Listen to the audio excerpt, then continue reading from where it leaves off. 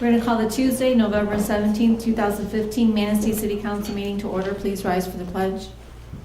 I pledge allegiance to the flag of the United States of America and to the republic for which it stands, one nation, under God, indivisible, with liberty and justice for all.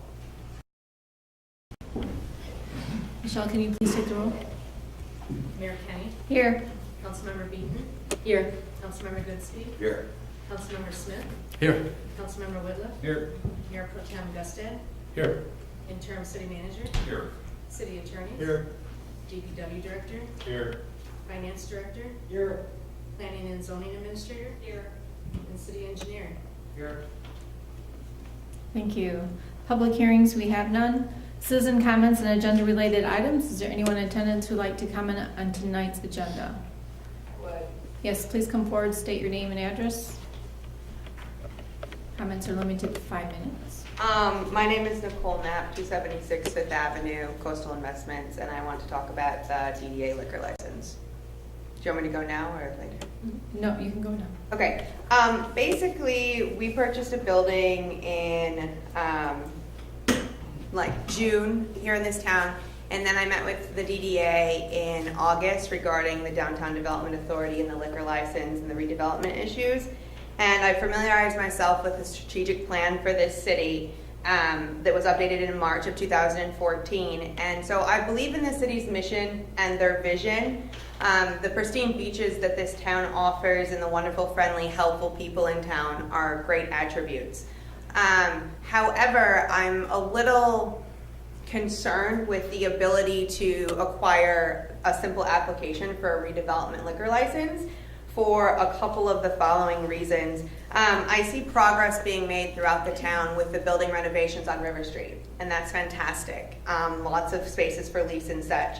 But we would like to purchase 318 River Street, and in order to do so, I need a guarantee on the availability of a liquor application. Not the license, I understand that's the state of Michigan, but I've been working for 3 months to get a timeline. There is no timeline. So that's concerning for me. So I just want you to know that that's the issue is that when I originally met with the DDA in August, it was like, oh, this is happening now. Well, now we're in November, and I see that the liquor application is in the proposal, but I also see that it's the initial application for the redevelopment, so it makes it a little concerning as well, as if this is the final, and if you're going to approve it tonight. And I do hope that it does become available after tonight's meeting, so that also with a definitive timeline, as I stated before, with the redevelopment applications, it seems like it's so, it's a large area when it needs to be black and white. It needs to be defined. And I know that it requires approval, and that the state of Michigan, I'm not asking you to define the state of Michigan timeline. I'm simply asking for the city and the development authority to approve it so that people can have access to it. And right now they don't have access to it. And so I really feel like it's a growth factor. And at 318 River Street, if we were able to acquire the building, we would like to put in a cafe and wine bar that would be open from 7 a.m. to 11 with the ability for people of all age groups to hang out, to gather, and I think this city could really benefit from that. So thank you. Thank you. Does anyone else would like to comment on tonight's agenda? Seeing none, we'll move on to the consent agenda. All agenda items marked with an asterisk are on the consent agenda considered by the city manager to be routine matters. Prior to approval of the consent agenda, any member of council may have an item from the consent agenda removed and taken up during the regular portion of the meeting. Consent agenda items include approval of minutes, approval of payroll, monthly bills, and notification regarding next work session. Mayor Kenny. I would like to take the monthly bills out of the consent agenda to talk about them for a few minutes. Okay. Are there any other comments? Is there a motion to approve the consent agenda, removing the monthly bills? I'll make the motion. Second. I have a motion by Councilmember Goodspeed, supported by Councilmember Smith, to approve the consent agenda as presented, excluding the monthly bills. Michelle, will you please take the roll? Councilmember Beaton. Yes. Councilmember Goodspeed, Yes. Councilmember Smith, Yes. Councilmember Whitliff, Yes. Mayor Pro Tem Guston, Yes. and Mayor Kenny. Yes. Motion approved. Okay, next on the agenda would be monthly bills. Great. Being new, one of the things that I grapple with when I look at the monthly bills and the check run, basically, is that I don't know how it compares to budget. So I asked our city manager this afternoon if he could ask Ed Bradford for a year-to-date comparison so that I would know where all these expenses were and how we were doing throughout the year, including this month's check run, which he was happy to do and I received before the meeting. So I find it to be a very helpful item, and I wanted to bring that up. There's another item that I have, a question I'm just curious about. There are a number of local vendors that we deal with in town, which I think is great, such as Olson's Lumber, Ware Hardware, Ace Hardware, Barney Castle, Jack Pine, Auto Value, J&B Medical Supply, Fastenal. Those are just, that's a handful. I'm just curious if you can tell me if we have any blanket purchase order agreements with them, or if we have any special consideration based on the volume of business we do with them. In your talks with Finance Director, did you bring that up? I haven't had a chance to. Okay. It's Finance Director. Would you like to? We're getting together tomorrow, and we can add that to our discussion along with any other items that you may have if you want to do that. But the short answer is yes. Okay, good. That's it. That's all I had. Okay. Unfinished business, we have none. New business, consideration of an agreement. Monthly bills now. Oh, yeah, we do. Thank you. Sorry. We do need to approve the monthly bills since it was not a part of the consent agenda. So I'll make a motion that we approve the monthly bills. Second. I have a motion by Councilmember Goodspeed, supported by Councilmember Whitliff, to approve the monthly bills. Is there any further discussion?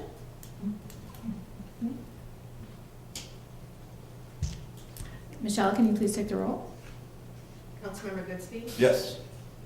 Councilmember Whitliff, Yes. Councilmember Beaton, Yes. Mayor Pro Tem Guston, Yes. Councilmember Smith, Yes. and Mayor Kenny. Yes. Motion approved. Thank you. Unfinished business, we have none. New business, consideration of an agreement with the county prosecuting attorney, Manistee County.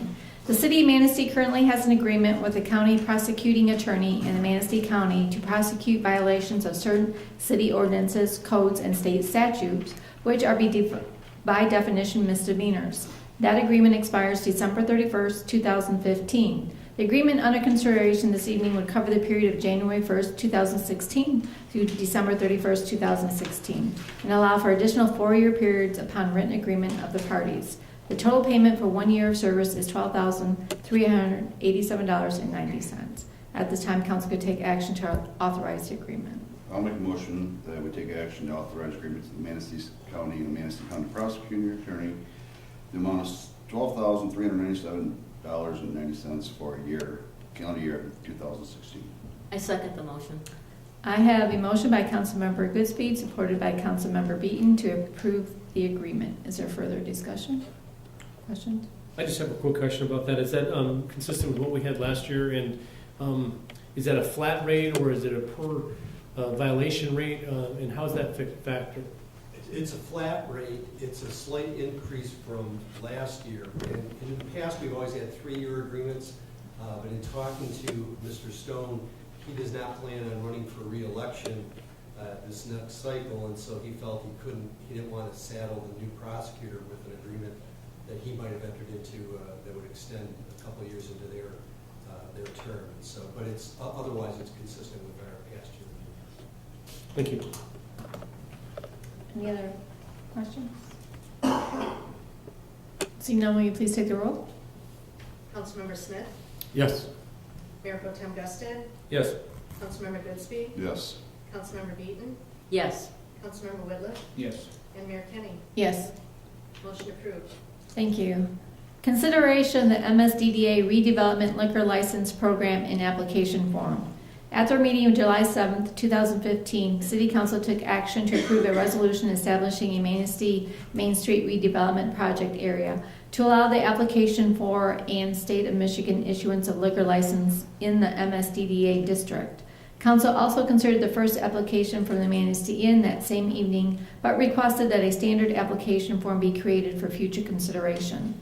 The DDA Economic Restructuring Committee has created a form for council consideration. If approved this evening, the program and form will be in place to accept applications. The DDA can make recommendations on application, but the City Council retains the right to review each application submitted for formal approval or denial. At this time, council could take action to approve the MSDDA redevelopment. I'll make the motion that we take action to approve the MSDDA redevelopment liquor license program, accompanying the application form. Second.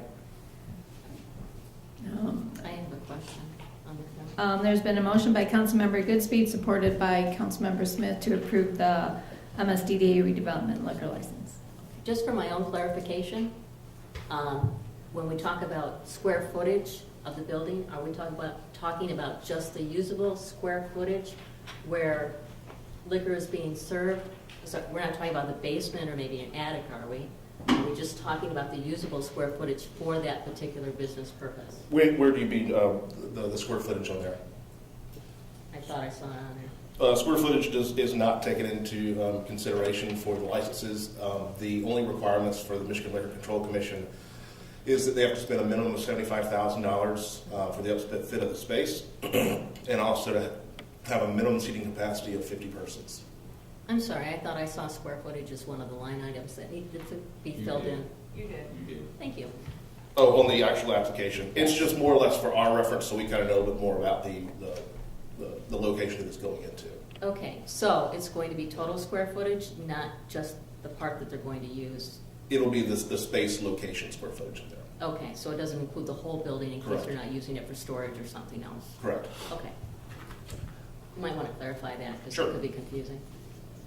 On the application, there is, I think for approval, is that before it comes to council then, that will have the approval? It may have been misinterpreted on there. It was the approval from, I guess, the ER committee to recommend it to council. But the final approval is done by city council. Okay, and I guess, And we just make a recommendation to city council. That's all that it is. right, and typically council in the past has looked to our chief of police to kind of review it and give guidance. Will that still happen? These licenses are specifically outside of that normal liquor license package, so typically the answer would be no. Okay, Now, we can change that if you would like. We can run them past the police department just because. that's, I would think that would be a normal process even for these. Is there a limit on the number of these that could potentially be issued, Patrick? It's based on the amount of investment that's been done in the downtown district over the last 5 years, which is moving every single day. As of right now, it's just under $5 million.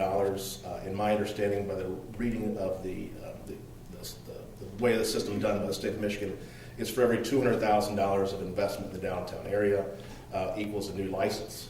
Based on that, we're looking at a little over 20 to 24 additional licenses currently that could be taken right now. However, as we continue to move forward, if development doesn't happen for some odd reason, then we start losing that amount of that $5 million and it does go back down. This process simply allows people to make an application to the state. As Mayor Kenny points out, it's still going to come back to council to approve the individual license. Sure. Just a kind of sort of brief explanation of how this came about was liquor license as of today are set up, or before the redevelopment districts were set up, were created based on population of a community. In areas like, for instance, Manistee, where the population fluctuates during the summertime or increases due to any other situation, the Michigan Economic Development Corporation wanted a system in which communities like that could capitalize on growth and opportunity that's happening in the community. And so they made these new redevelopment district licenses specifically for districts where new growth and new things are happening. So it's different in other kind of the capacity on there, but it's now that we've kind of set up this whole process, The only thing kind of needs to happen now is once we recommend it to council, is you guys have the final approval. It's specific to a location. The only way it can be moved is if, actually it can't be moved. It has to say that specific address. If a business goes bankrupt, the license goes away. They can't move across the street. It's specific to one location, and it has to be in the DDA district. Could they sell that license to a subsequent owner of that business at that location? I think so, but I'm not 100% positive on that. I've talked to the way our attorney would review that. I think that's how it's set up. So if they sell a business, does that liquor license stay or does that just go away? That's what I'm trying to figure out. I think if a business gets it, say ABC LLC gets licensed at a specific location, that if someone buys that particular building and the business itself, my understanding on there is the license would go with it. But I'm sorry, I know for a fact that they have to contact the state of Michigan and reapply and have a background check done on the new owner. Okay. Just as you would in Sure. applying for a new license. And the only suggestion I would have, going back to the comment that was made earlier, to help streamline for the applicants, maybe have a sheet that outlines the process, that you fill out the application, it gets approved by the ER committee. Generally, council really would like our safety director to review it before it comes to council. So if you could kind of put that in there, and then the council review, so just so the applicant has an idea of what the timeline and what the next steps would be. And then we would know that, to make sure we're not holding up anything, to make that process smoother and quicker. Do you want me to do that before we allow applicants to fill out this application? I'm just making that a suggestion. We would do anyways when somebody else, we transfer to their license anyways, before it goes to the state of Michigan. I think it just keeps the same status. All they're doing with this application is making an application and getting approval prior to going to the state of Michigan to apply for a license. Right. I'm The application process that we're giving to you guys, at that council meeting in July, you guys requested that we vet all of the candidates as they come through to make sure that they have a plan, that they're moving forward. It's not just anybody who's walking in and saying, I want a license. And so we actually vet them and make sure that they know what they're getting into, they know the process, they know that there's $75,000 they have to put into it, minimum seating capacity of 50 persons, and making sure all those steps are taken care of before it comes to you, the council. And so we're just making a recommendation. The application is just what they receive and is what we receive from them completed that we submit to you guys after it's been approved from us. Who's doing the background check then? The background check will be done by Michigan Liquor Control Commission. We're basically the gatekeeper for them to be able to get licenses. As of right now, there are no licenses that are available. I think you keep things on the way it is.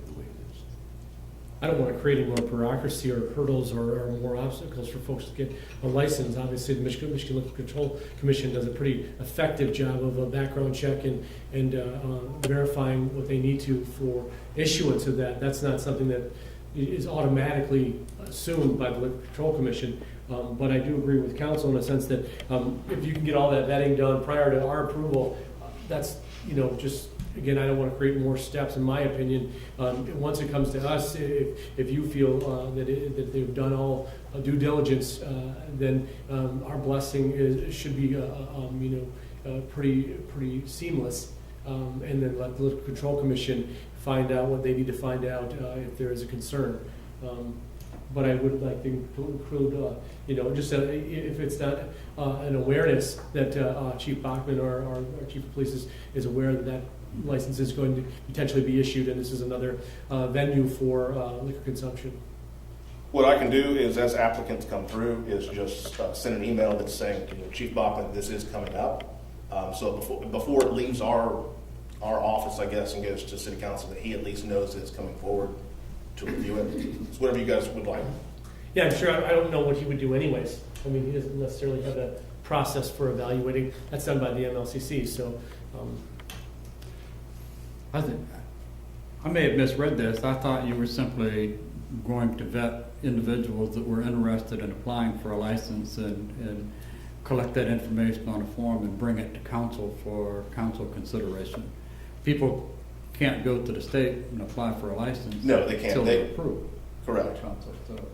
right. And historically, before this was in place, liquor license were approved by Chief Bachman, and he kind of perused it before we had the opportunity, and he gave us his thoughts on it.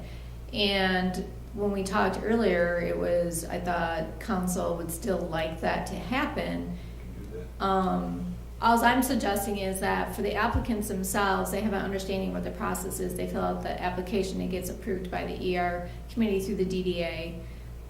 Not approved, well, I mean, we review it and then make a recommendation to council. Right, they're either gonna make the recommendation or not, but if they are making the recommendation, historically, council has looked to our public safety director to kind of make a review of that and give his thoughts on it. Sure. I'm just trying to speed up the process, that before it comes to council, that stuff has happened. In the meantime, also giving the applicant an idea of what to expect through this whole application process. Sure. Just a standard form or a letter that you would hand out when they pick up the application, just to give them an idea of what the steps and process. No surprises. Right, so they know, I didn't know I had to go to council, I didn't know I had to do that, you know. I'd be more, let's just say I'd be more willing to say yes if that stuff was already done. Okay. You know what I mean? So we'll create that. But it can be done.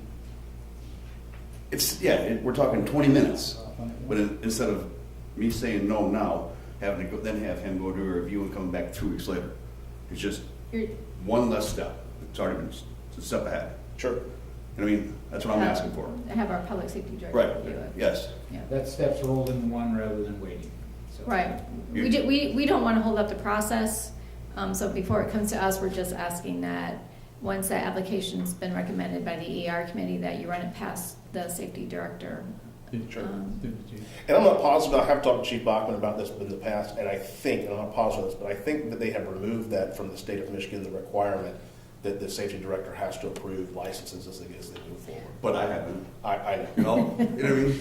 I know. Well, whether they removed it, it gives council that extra assurance that Sure.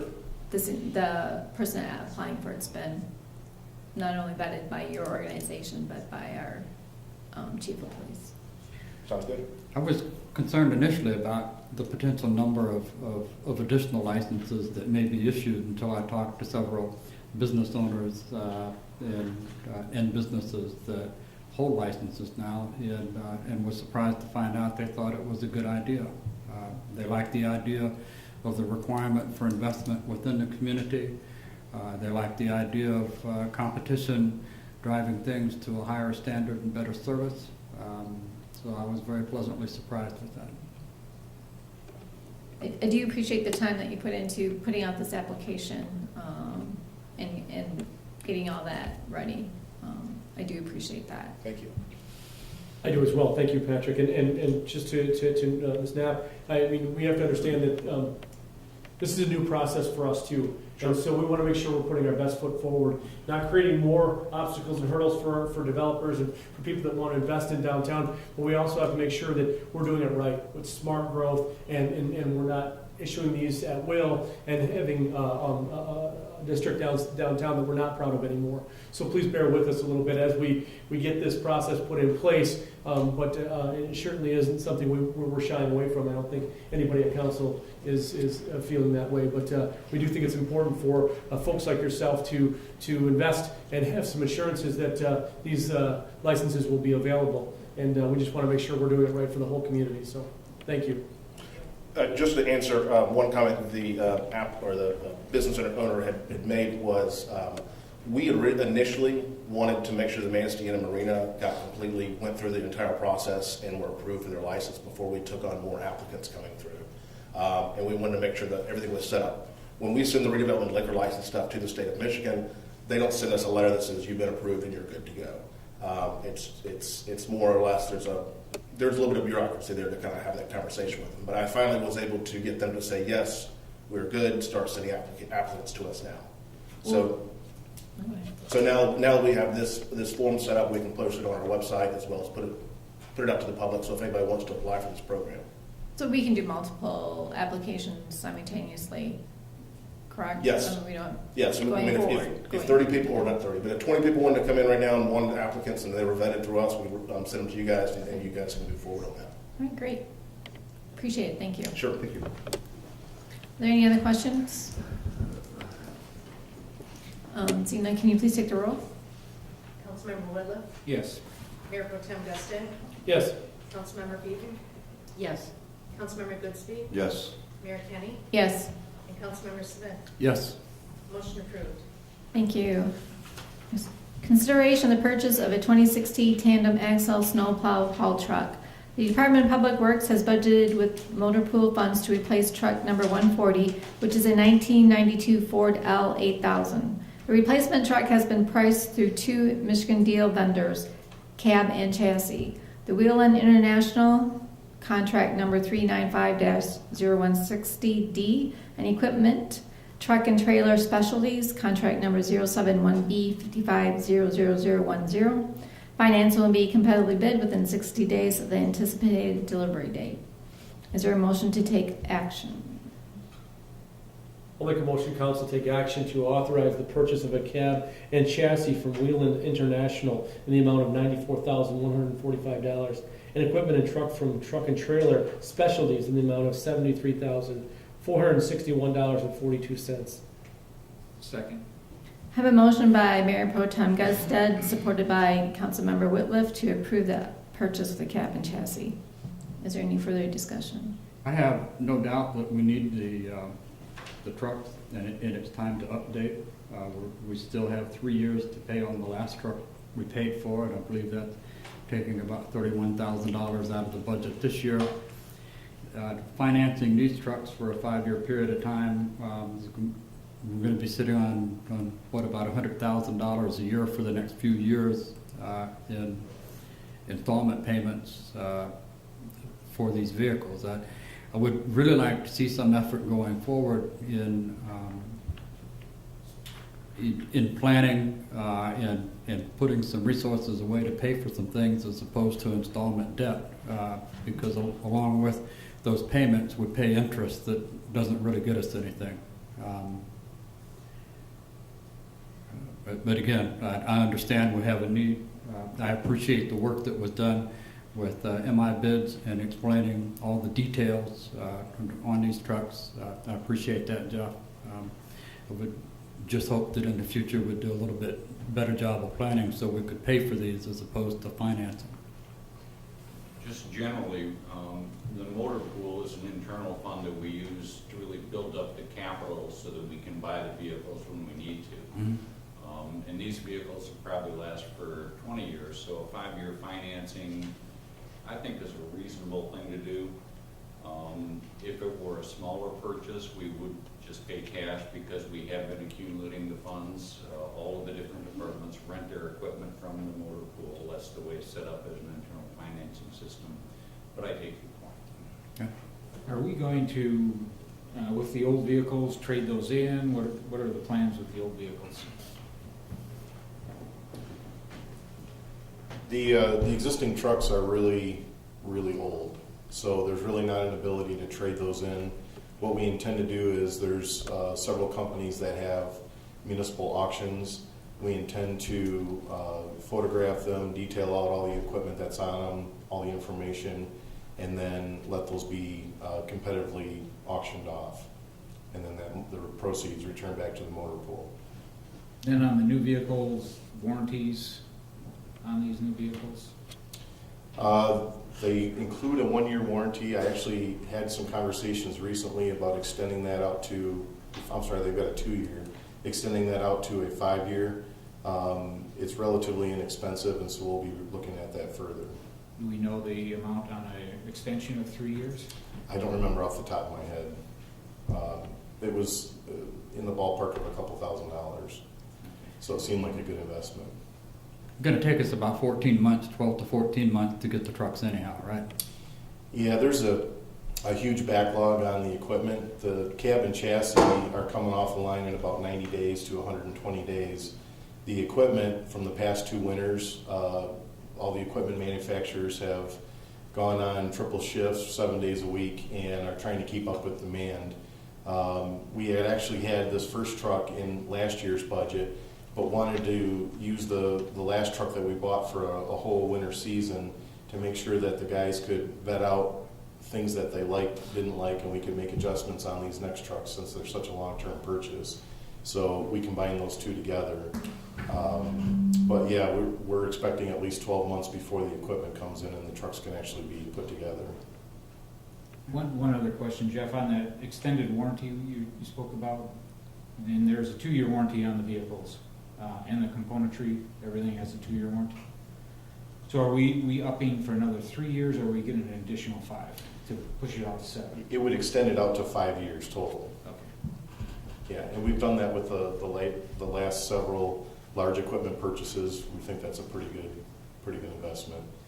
To answer one of your questions earlier, Councilman Smith, we have 10 of these dump trucks in our fleet. The manufacturers and the equipment suppliers are recommending a 15-year lifespan on those. Okay. We've been stretching them out to about 20. In fact, the one that's before you was 22 years old. Mhm. What happens at that point is the hours on the truck, and they don't work that hard during the summer, but during the wintertime they work like crazy, and it puts a huge demand on those trucks. And what we find is that the replacement and the repairs are astronomically expensive, and they're very frequent when it gets past that 15 years. So we're trying to find that balance. I've been working with Ed Bradford for the past 3 years to start spacing these out in the purchasing, and we're a little behind right now. So we're purchasing 3 in this 3-year period to try to get caught up, and then we're trying to get on a regular cycle so that we can anticipate these purchases better.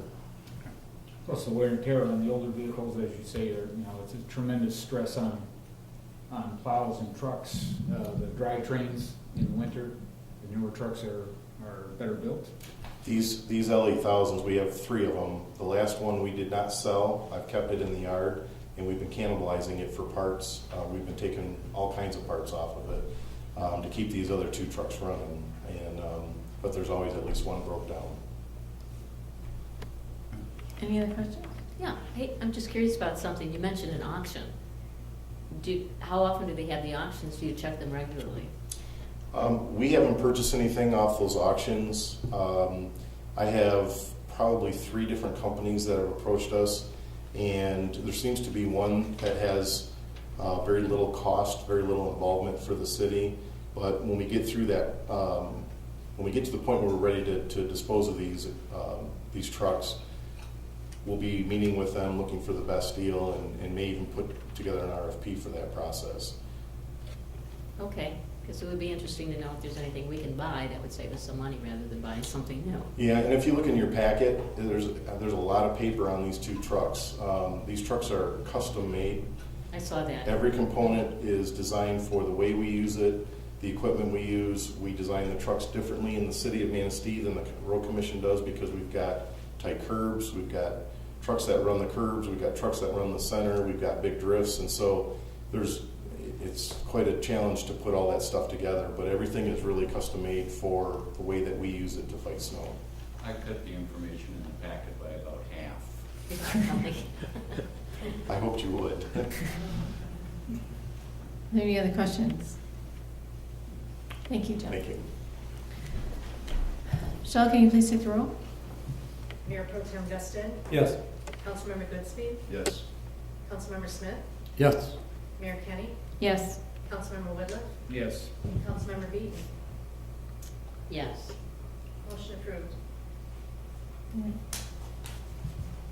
Consideration and purchase of a 2016 tandem axle snowplow salt sand truck. The Department of Public Works has budgeted with the motor pool funds to replace truck number 134, which is a 1995 Ford L8000. The replacement truck has been priced through 2 My Deal vendors. Cabin chassis, the Wheelan International, contract 3958-0160D, and equipment, truck and trailer specialties, contract number 071B550010. Financing will be competitively bid within 60 days of the anticipated delivery date. Is there a motion?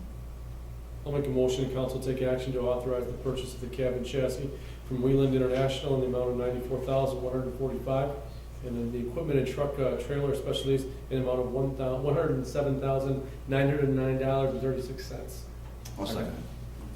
Have a motion by Mayor Pro Tem Gunstad, supported by Councilmember Goodspeed, to approve the purchase of the cabin chassis. Is there any further questions or discussion? Seeing none, will you please take the roll? Councilmember Beaton, Yes. Councilmember Goodspeed, Yes.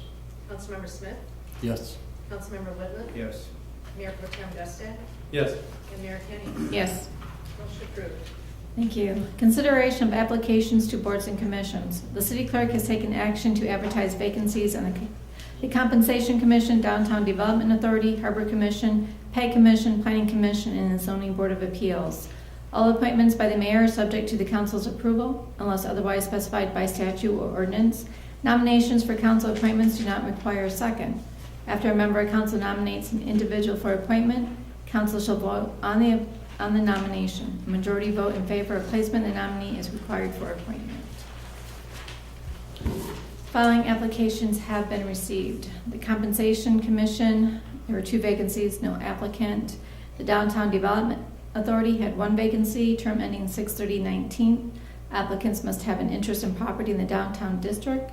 This is a mayoral appointment. There were 2 applicants, Jacqueline Glychek of 2226 Salton Street, Filer City, and James Matthews of 334 River Street. I would like to appoint Jacqueline Glychek of 22 Salton Street, Filer City, to the Downtown Development Authority, the term ending 6/30/19. I need a motion to approve. Yes. I'll make a motion that council supports the mayor appointment of Jacqueline, how do you say your last name? Gilchrist. Gilchek of Filer City. Support? I have a motion by Councilmember Goodspeed, supported by Mayor Pro Tem Gudstad, to approve Jacqueline Gilchek of 2226 Salton Street. Is there any discussion? Will you please take the roll? Councilmember Goodspeed, Yes. Councilmember Smith, Yes. Councilmember Whitliff, Yes. Mayor Pro Tem Gustet, Yes. Councilmember Beaton, Yes. and Mayor Kenny. Yes. Motion approved. Thank you. Harbor Commission, there are 2 vacancies, no applicant. Peg Commission, there are 2 vacancies, 1 applicant. A term ending 12/31/18. Applicant must be Manistee County resident. This is a council appointment. We had 1 applicant, Mike Tilston of 86 Hancock, Owasso.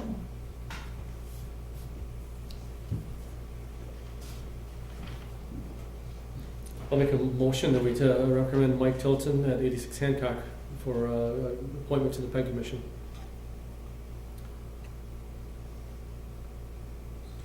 Is there support?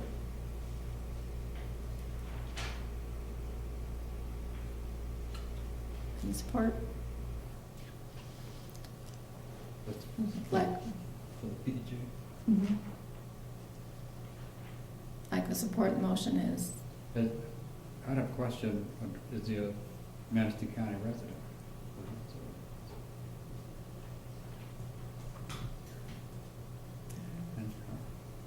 I'm here.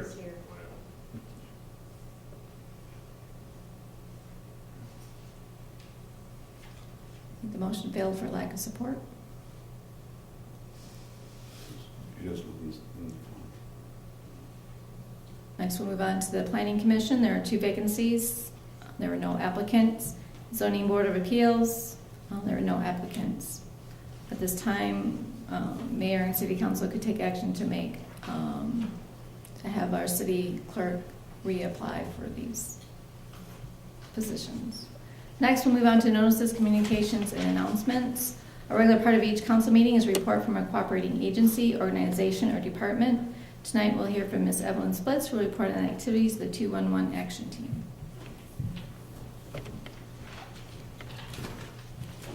Good evening. Does everyone have a packet that they can follow along with tonight? Okay. I am Evelyn Splitt, and I am the director for Manistee County 211. It is my pleasure to be here tonight to talk about 211 and give you a quick update. As many of you know, 211 is a national telephone service. It connects people with vital resources, including volunteer opportunities, plus we assist with emergency management, crisis situation. And 211 was launched in Manistee County in February of 2010.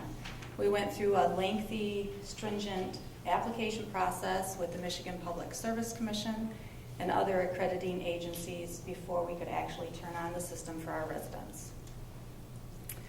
On your first page, you will see those are our action team members. and they are a group of highly trained volunteers. They're from a wide range of disciplines across the community. Our group meets 4 times a year to discuss the direction of 211, and we welcome new members all the time to help with fundraising, community awareness, and with actually guiding the process and progress of 211 locally. On the next page, you will see kind of a screenshot of our brand new website, and the next 4 pages are about the website, 1 through 4. 211 actually became Michigan 211, and we now have a centralized database, website, and call system. We have over 30,000 resources in this brand new service, and they include utility assistance, housing assistance, Veterans Affairs, elderly resources. There are just tons of different resources. We really feel that 211 is the first number to call when people are looking for help, or to visit our website, which is my211.org. And the website, the front page, is a lot different than what is demonstrated on this paper. It's a very easily accessible website for anybody to use, including individuals and organizations. Just with a couple clicks of the button, you can find resources all across the state of Michigan. In that website, there are national, state, regional, and local resources. And on the next page after the website information, and actually the website also has live reports that anyone can access as well, which is very helpful to different organizations to see maybe they need to update their information, and they can do that themselves on the live website, which is very, very convenient. On the next page, I like to talk about our newest fundraiser, which is the Adopt a Day calendar. And like other agencies, fundraising and community awareness are the 2 biggest issues that we face. This year we created this unique, one-of-a-kind calendar, and we incorporated original artwork designs from a contest that we held in every school in Manistee County. And the theme of the contest was, "What do I love about Manistee?" And the students all participated, K through 12, and then we had an independent group of judges come in and pick the pictures for the calendar. And I'm going to send this around so that you can take a look at it. And we use this not only as a fundraiser, but we also use it to talk to kids and school staff about 211, kind of give them more insight on what 211 is about. The adoptions, we called it the 211 Adopt a Day calendar because there were adoptions made either on days or there were banner ads that could be adopted as well throughout the calendar. And we had many local businesses and organizations participate in that. So as that goes around, if you have any questions about that, please let me know. We are having a special award ceremony for the student artist and any of the participating organizations or businesses this Sunday, November 22nd. It's at 5 p.m. at the Vogue Theater. And we would love for you to join us if you would like to join us to watch that and recognize our students. We've made arrangements to show all the student artwork on the big screen in front of everyone. So the students will be called up on stage and have their artwork on the movie screen. During this past year, we had over 1,300 requests for services. Many of those came through the website, and a little over half came through the phone system. The number 1 requested service in Manistee County continues to be utility assistance. That is also where we have our biggest unmet need as well. And that brings me to the next page. This is a raw data report. And this is a very vital part of what 211 does. This comes straight from the call center, straight from the calls that are made into the call system from our residents. Now this one here highlights the unmet needs. This gives us a really good insight on where our residents are struggling, what they're struggling to pay for, and what their needs are. Now there are reasons for those unmet needs. And typically, as you read through this, you'll notice that the client is usually ineligible for the program. Maybe there's an income limitation on that, or they don't have the documentation that they might need. But this helps us in a number of different ways, these types of reports. First of all, again, we can see what our residents are struggling with. It also identifies the gaps in our services so that we can share those with agencies and organizations that provide funding for that. And this type of report helps us to maybe identify services that might be available in the community that we haven't added to the 211 system yet. This type of report can be even narrowed down by zip code so that we can see what types of services our residents are calling about. So it's a very important part of what 211 does. There are times when it's really difficult to measure the impact of what 211 is doing in a community. So I just want to share a really short story with you that came across my desk just a couple months ago. And this was from a couple of citizens right here in the city of Manistee. They had just been awarded the care of their grandchildren. Now, they were overwhelmed with responsibilities. They did not know even where to start.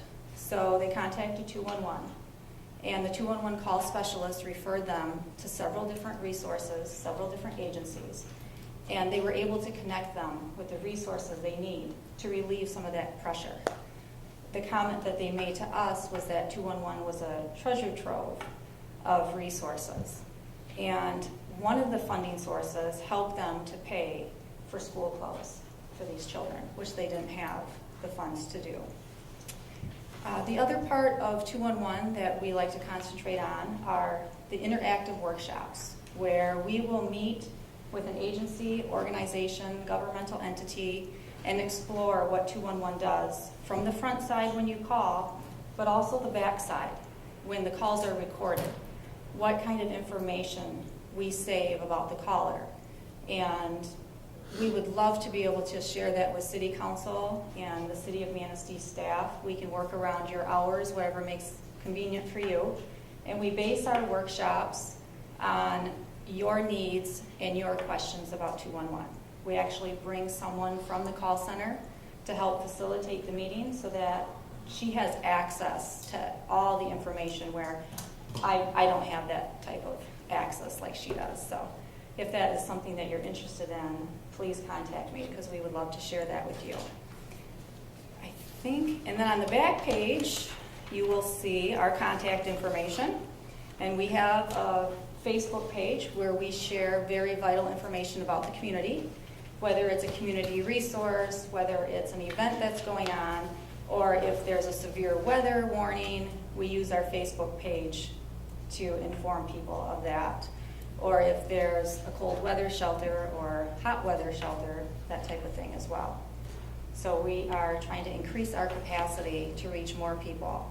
And it's really our honor to make these connections for people like I spoke about. That is our mission, to connect people in need to people with solutions. And I want to really thank City Council for the past 8 years of support because you have been behind our system all the way, and that has made a huge difference. We couldn't do it without you. So thank you very much. Does anyone have any questions? Oh, the calendars are on sale right now for $10. And if you'd like one, my contact information is on the back page. I appreciate everything that you do and your team does for 211. I think it is a valuable resource for our community. And so I want to thank you. I know fundraising is always an issue, especially for these nonprofits. So I appreciate everyone's work on the committee. Thank you. Thank you very much. I appreciate it. Thank you. Great. Next, we'll hear from Ms. Denise Blakesley, who will report on the activities of the Planning and Zoning Administration.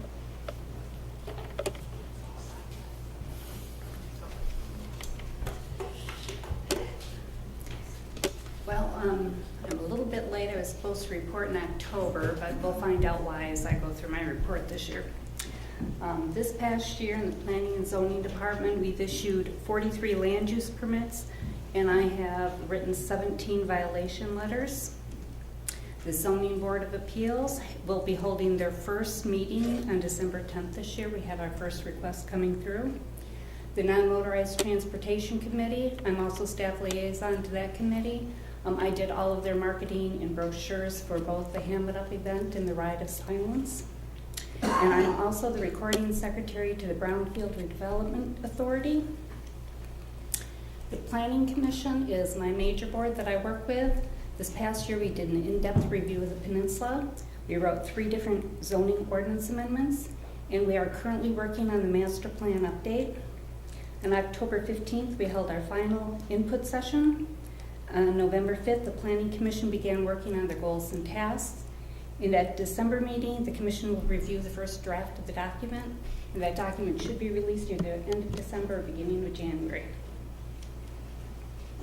In the Historic District Commission, we've issued 22 permits, and we started a major project this year, which is really exciting, so I'm going to take you through it. We have listed all of the buildings in the Historic District Commission, and what we are doing is we are developing business identification plaques. We're going to do this on an 11 by 17 piece of paper that we can easily laminate. And the reason is before we have final plaques built for each building, we want to make sure we have all the information we want on them. And I just started with a design committee at the DDA Design Committee was my first meeting today. When I met with them, found out that the Visitors Bureau has gotten a grant from the USDA, and they are working on historical building information for the downtown, and they will be doing videos. What will happen is with our plaques that we have, we'll put a QR code on them. The people with a smartphone can go click on it, and they can go to the information that the Visitors Bureau is doing, in addition to the information that we have on our plaques. So it'll just bring more excitement in the downtown. And what's really cool about 378 River Street is I have the information on the original building, which was the Newberry store. And after it burnt down, that's where the Manistee Inn and Marina currently is, but it was constructed as a Ben Franklin store. So any of the items that are highlighted in blue are links that are already available, and this is on the Historic District Commission website right now, on our city website. So this information is available right now. I also serve on the County Educational Steering Committee meeting. We hold these meetings quarterly. We work through MSU Extension. We bring our training and workshops here locally to keep our costs down for our citizen planners, our ZBA members, planning commissioners. We have some council people who used to attend. It's open to not just the city of Manistee, it's Manistee County. We have people sometime from Benzie and Ludington who come up to take these training sessions, so it also helps them with their certification. As I said, I just started with the Main Street DDA. I work with their economic, the ER committee, just started with the design committee, and I was invited to attend the MSU Extension focus groups this last year. I attended my training that I need to maintain my Master Citizen Planner certification, and I also attended the MAP conference. Projects. I work with Steve Harold on the Lighthouse Restoration Grant. Right now, the consultant that was hired to do the report is behind schedule. We just received an extension. He's also just let out bids for the painting at the lighthouse. I do the grant paperwork for Rotary Park. We are waiting for one component that Jeff's getting from the state of Michigan, and then that grant we should be able to close out before the end of the year. And I am also working with the Spicer Group on the rental program, and I can tell you they have been great to work with. Sean, Wendy, Pat, the whole team at Spicers have really been working hard to get this program back up and running, doing an excellent job. And I am one of 2 webpage administrators. The other one is Mr. Bradford. And we are doing a complete redesign of the website. And we've done a complete review, updated documents, forms. I've included new photo galleries, and this gives you a feeling of what it's going to look like. This will be launched in January.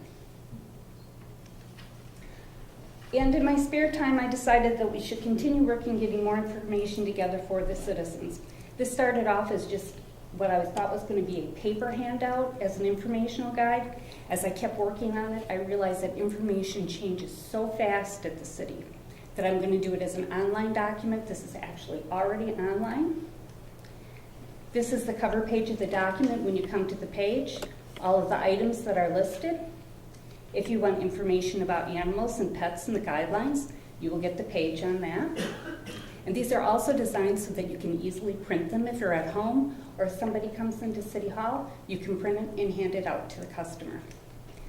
I also have a print, outdoor burning is a big issue. People want to know where they can have fire pits. I work with the fire department. We designed the information so that it meets their criteria. These are also built with links online where they can click right to the city fire department and it takes them right to their website. If you're looking at the yard services, this page will give you the information about yard waste, brush pickup, leaf collection, and also talks about our Christmas tree program and our tree program. My other project I'm working on is getting our certification for the RRC program. And this past year we held our annual meeting, did our green infrastructure language, worked on our redevelopment sites and our marketing packets. And we had a feasibility study done for the Glix building at 400 River Street. And the marketing packet that was developed in-house for 400 River Street includes an information sheet.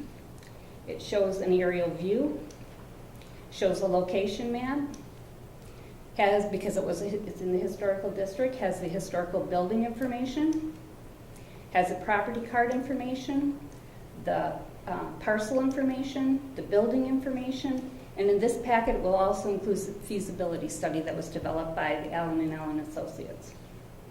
This information is on our website. We have 3 items outstanding, which is updating the master plan. We're hoping to have that done early in 2016.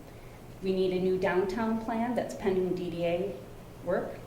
And we also will, after the master plan is done, we will be updating the zoning ordinance. That's the other component. When all 3 of those are completed, we will be ready for certification. At the MAP conference, I was invited to speak as a presentator on small communities doing big things. This was through the RRC program. They were excited about the progress that we have already made. So I actually did a PowerPoint, which I've included in the information I handed out to you. And I also developed a handout because they sent us specific questions that they had wanted some answers to as the facilitators at the conference. So I put that information down on paper. Since the conference, I've received 4 phone calls from other communities asking about our process in the program. And that's all I have. You ever sleep? No, I don't. You've been busy. Yes.